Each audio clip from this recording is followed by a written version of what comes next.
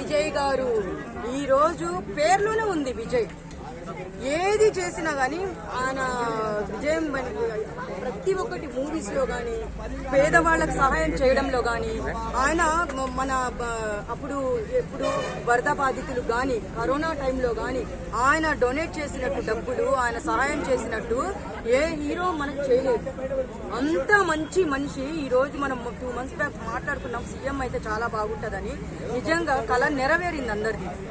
ఈ రోజు జయలలిత గారు పాపము చాలా మంచిది. ఆమె ఒక అమ్మలాగా మన తమిళనాడు సీఎం ఆమె జయలలిత గారు ప్రతి ఒక్కరిని పేదవాళ్ళని ఒక అమ్మలాగా చూస్తుంది.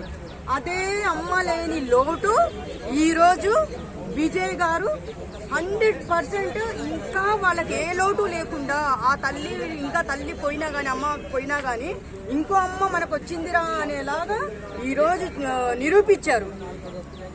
అంటే వాస్తవంగా ఇప్పుడు అందరు కూడా వైఎస్ఆర్సీపీ మీడియా కూడా అందరూ జగన్ని వల్లనే ఆయన గెలిచాడంటూ కూడా కొద్దిగా పోటీ వేసే ప్రయత్నం చేస్తారు. ఇప్పుడు ఒక మాట మనం విజయ్ గారి గురించే ఫస్ట్ మాట్లాడుకుందాము. ఏమన్నారు, ఏం గెలుస్తాడు ఆయన అని చెప్పేసి చాలా మంది ఏడ్చారు. ఎంత ఏడుస్తారో, ఎంత అవమానిస్తారో, ఎన్ని ఇబ్బందులు పెడతారో ఆ మనిషే గెలిచి చూపిస్తాడు. ప్రతి ఒక్కటి ఎవరైతే అవమానాలు పడతారో 100% ఆయన సక్సెస్ అనేది ఉంటుంది.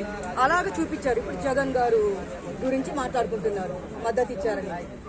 ఈరోజు ఆయన కూడా జగన్ అన్న కూడా సీఎం కాకముందు ఎంతో కష్టపడి పేదవాళ్ళ గురించి సింగల్ గా పోరాడారు.